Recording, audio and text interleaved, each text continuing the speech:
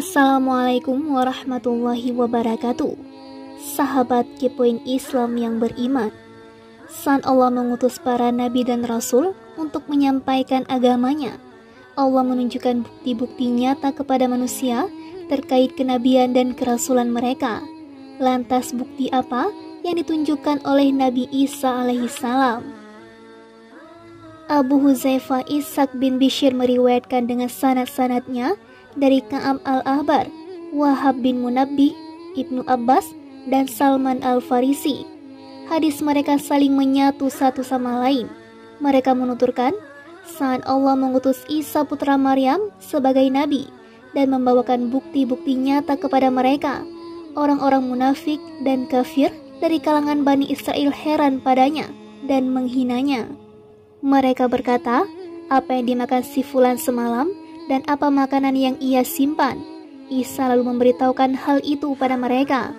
Orang-orang mukmin semakin bertambah imannya, sementara orang-orang kafir dan munafik semakin ragu dan kafir. Meski demikian, Isa tidak punya tempat tinggal. Ia hanya berkelana di bumi, tidak menetap di suatu tempat dan tidak ada tempat yang dikenali sebagai tempatnya. Kisah pertama kali menghidupkan orang-orang mati terjadi saat ada seorang wanita duduk di dekat makam dengan menangis. Isa bertanya padanya, "Kenapa ibu?" Wanita itu menjawab, "Putriku meninggal dunia. Aku tidak punya anak lain selain dia. Aku berjanji kepada Robku untuk tidak meninggalkan tempatku ini sebelum aku merasakan kematian seperti yang dirasakan anakku, atau menghidupkannya lagi sehingga aku bisa melihatnya." Isa kemudian berkata padanya, "Bagaimana menurutmu? Jika kau melihatnya, maukah kau kembali pulang?" Tentu, jawab ibu itu. Isa kemudian sholat 2 rakaat.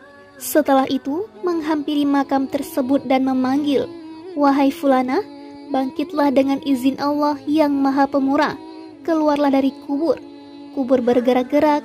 Isa kemudian memanggil lagi, dan akhirnya terbelah dengan izin Allah. Setelah itu Isa memanggil untuk ketiga kalinya. Ia kemudian keluar dengan mengibaskan tanah yang ada di rambutnya.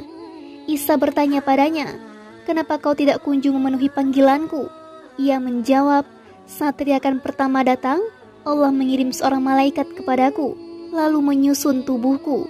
Setelah itu teriakan kedua datang, ruhku kembali kepadaku. Kemudian teriakan ketiga datang, aku khawatir jika teriakan itu adalah teriakan kiamat, hingga rambut, kedua alis, dan kelopak mataku memutih karena takut kiamat." Ia kemudian menghampiri ibunya dan berkata, "Wahai ibuku, kenapa kau membuatku merasakan beban berat kematian 2 kali? Wahai ibuku, bersabarlah dan harapkan pahala atas musibah kematianku. Aku tidak lagi memerlukan dunia. Wahai ruh ciptaan Allah dan kalimatnya, memohonlah kepada Robku agar mengembalikanku ke akhirat lagi dan mempermudah beban berat kematian padaku." Isa kemudian berdoa kepada Rob, lalu mematikannya lagi, dan tanah kubur menjadi rata kembali. Saat kejadian ini terdengar di kalangan Yahudi, mereka semakin marah pada Isa. Seperti yang telah kami sebutkan sebelumnya, pada bagian akhir kisah Nabi Nuh, Bani Israel meminta Isa untuk menghidupkan kembali Sam bin Nuh. Isa berdoa kepada Allah Azza wa Jalla, lalu Allah menghidupkan Sam untuk mereka. Sam bercerita tentang kapal Nabi Nuh. Setelah itu, Isa berdoa lagi. Sam pun kembali menjadi tanah. As-Suddi meriwayatkan dari Abu Salih dan Abu Malik dari Ibnu Abbas terkait sebuah kisah. Dalam kisah ini disebutkan bahwa salah seorang raja Bani Israel meninggal dunia, lalu ia dibawa di atas kasurnya. Isa kemudian datang dan berdoa kepada Allah Azza wa Jalla. Allah menghidupkan raja tersebut. Orang-orang menyaksikan kejadian besar dan pemandangan mengherankan. Allah Subhanahu wa Ta'ala berfirman, "Dan ingatlah ketika Allah berfirman, wahai Isa putra Maryam, ingatlah nikmatku kepadamu dan kepada ibumu sewaktu aku menguatkanmu dengan Ruhul Kudus. Engkau dapat berbicara dengan manusia pada waktu masih dalam buayan dan setelah dewasa. Dan ingatlah ketika aku mengajarkan menulis kepadamu, juga hikmah, Taurat dan Injil. Dan ingatlah ketika engkau membentuk dari tanah berupa burung dengan seizinku, kemudian engkau meniupnya, lalu menjadi seekor burung yang sebenarnya dengan seizinku. Dan ingatlah, ketika engkau menyembuhkan orang yang buta sejak lahir, dan orang yang berpenyakit kusta dengan seizinku. Dan ingatlah ketika engkau mengeluarkan orang mati dari kubur menjadi hidup dengan seizinku. Dan ingatlah ketika aku menghalangi Bani Israel dari keinginan mereka membunuhmu, dikala waktu engkau mengemukakan kepada mereka keterangan-keterangan yang nyata. Lalu orang-orang kafir di antara mereka berkata, ini tidak lain hanyalah sihir yang nyata.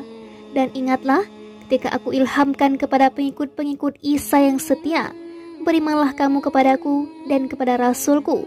Mereka menjawab, kami telah beriman.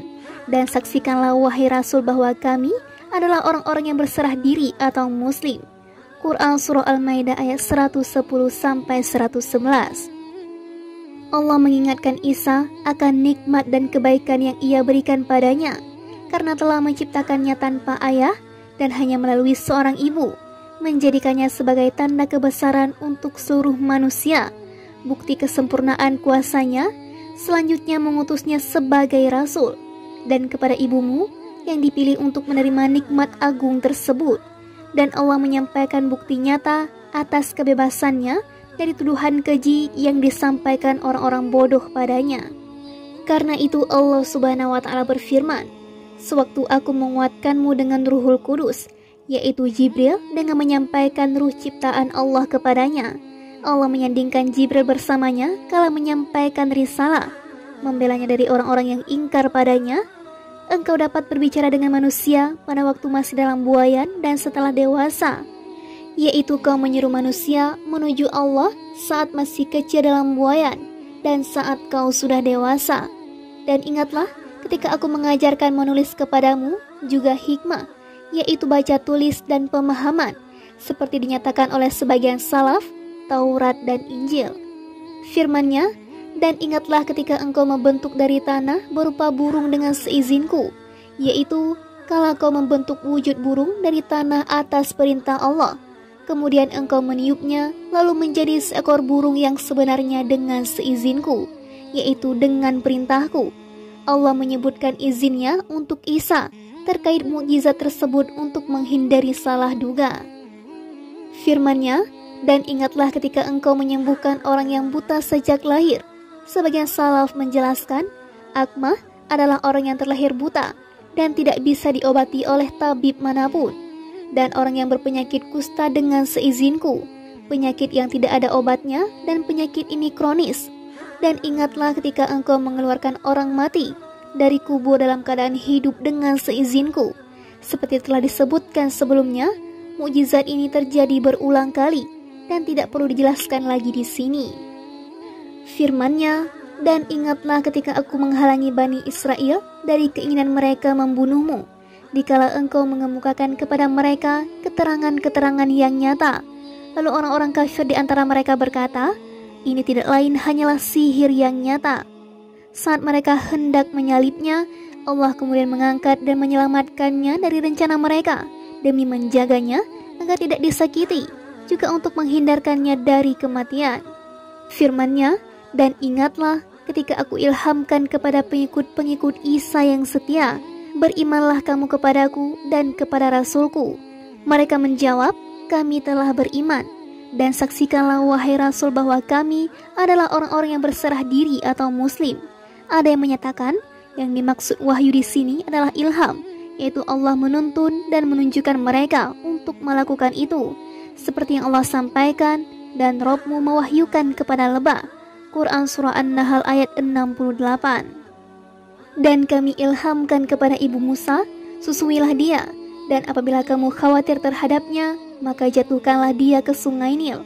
Quran Surah Al-Qasas ayat 7. Menurut pendapat lain, wahyu melalui perantara utusan dan taufik di dalam hati untuk menerima kebenaran.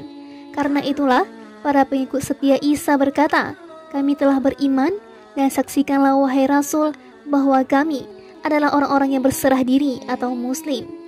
Ini merupakan serangkaian nikmat yang Allah berikan kepada hamba dan Rasul-Nya, Isa putra Maryam.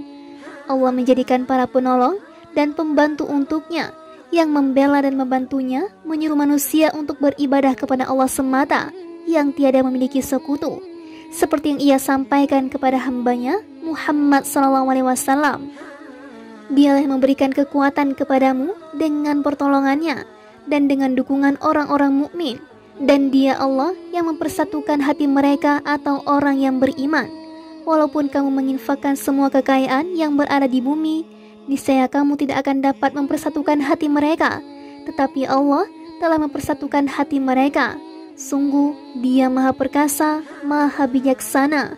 Quran Surah Al-Anfal ayat 62-63. Allah Subhanahu wa Ta'ala berfirman, dan Dia Allah mengajarkan kepadanya Isa kitab, hikmah, Taurat dan Injil, dan sebagai rasul kepada Bani Israel, Dia berkata, Aku telah datang kepada kamu dengan sebuah tanda atau mukjizat dari Rabb-mu, yaitu aku membuatkan bagimu sesuatu dari tanah berbentuk seperti burung. Lalu aku meniupnya, maka ia menjadi seekor burung dengan izin Allah. Dan aku menyembuhkan orang yang buta sejak dari lahir dan orang yang berpenyakit kusta. Dan aku menghidupkan orang mati dengan izin Allah. Dan aku beritahukan kepadamu apa yang kamu makan dan apa yang kamu simpan di rumahmu. Sesungguhnya pada demikian itu terdapat suatu tanda kebenaran kerasulanku bagimu jika kamu orang beriman, dan sebagai seorang yang membenarkan Taurat yang datang sebelumku, dan agar aku menghalalkan bagi kamu sebagian dari yang telah diharamkan untukmu. Dan aku datang kepadamu membawa satu tanda atau mukjizat dari Rabb-mu. Karena itu bertakwalah kepada Allah dan taatlah kepadaku. Sesungguhnya Allah itu Rabb-ku dan Rabb-mu, karena itu sembahlah Dia, inilah jalan yang lurus. Maka ketika Isa merasakan keingkaran mereka atau Bani Israel, Dia berkata, siapakah yang akan menjadi penolong untuk menegakkan agama Allah? Para Hawariyun atau sahabat setianya menjawab, kamilah penolong agama Allah, kami beriman kepada Allah, dan saksikanlah bahwa kami adalah orang-orang muslim. Ya Rabb kami telah beriman kepada apa yang Engkau turunkan, dan kami telah mengikuti Rasul. Karena itu tetapkanlah kami bersama golongan orang yang memberikan kesaksian. Dan mereka atau orang-orang kafir membuat tipu daya, maka Allah pun membalas tipu daya, dan Allah sebaik-baik pembalas tipu daya. Quran Surah Ali Imran ayat 48-54. Mukjizat setiap nabi sesuai dengan kondisi dan kemampuan orang-orang pada masanya.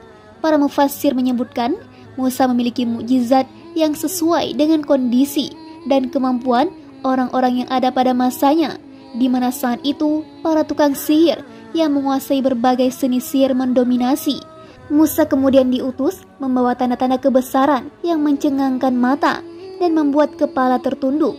Karena para tukang sihir menguasai berbagai seni sihir, mereka segera masuk Islam tanpa pikir panjang, karena melihat hal besar yang tidak mungkin dilakukan siapapun selain yang dikuatkan Allah dengan mukjizat sebagai bukti kebenarannya. Demikian halnya Isa putra Maryam, ia diutus pada era kemajuan di bidang pengobatan. Ia kemudian diutus dengan membawa mukjizat-mukjizat yang tidak mampu mereka lakukan dan tidak bisa mereka capai. Bagaimana mungkin seorang tabib bisa menyembuhkan orang yang buta sejak lahir, yang kondisinya lebih buruk dari orang buta biasa? Bagaimana tabib bisa menyembuhkan penyakit sopak, kusta, dan penderita penyakit kronis? Bagaimana mungkin ada manusia yang membangkitkan mayat dari kubur? Siapapun tahu, hal-hal luar biasa tersebut merupakan mukjizat yang menunjukkan kebenaran Nabi, pemilik mukjizat itu, juga menunjukkan kuasa zat yang mengutusnya. Demikian halnya Muhammad SAW. Ia diutus pada era orang-orang fasih berbahasa Arab, lalu Allah menurunkan Al-Quran padanya, yang kebatilan tidak datang padanya baik dari depan maupun belakangnya, diturunkan dari zat yang maha bijaksana lagi terpuji. Kalimat-kalimat Al-Quran adalah mukjizat. Dengannya jin dan manusia ditantang untuk membuat sepertinya, atau 10 surah sepertinya, atau 1 surah saja. Al-Quran memastikan mereka tidak mampu membuatnya saat itu maupun di masa mendatang. Jika mereka tidak dapat membuatnya, dan pasti kamu tidak akan dapat membuatnya, karena Al-Quran adalah kalam Khalik Azza wa Jalla. Tidak ada sesuatu pun yang menyerupainya, baik dari sisi zat, sifat-sifat ataupun perbuatan-perbuatannya.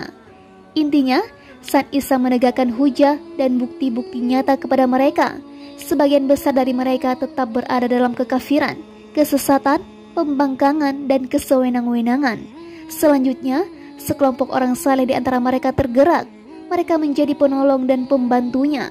Mereka mengikuti dan membelanya dengan tulus kala Bani Israel berniat jahat padanya. Mereka menghasutnya di hadapan salah seorang raja pada masanya. Akhirnya mereka bertekad untuk membunuh dan menyalibnya. Allah kemudian menyelamatkannya, mengangkatnya, dan menyerupakan salah seorang sahabatnya dengannya. Mereka akhirnya menangkap murid Isa yang mirip Isa itu. Mereka bunuh lalu mereka salib. Mereka meyakini dialah Isa, padahal mereka keliru dan bersikap tinggi hati terhadap kebenaran. Tragisnya, banyak kaum Nasrani yang menerima pengakuan mereka itu. Kedua kelompok ini sama-sama keliru. Wallahu a'lam. Wassalamualaikum warahmatullahi wabarakatuh.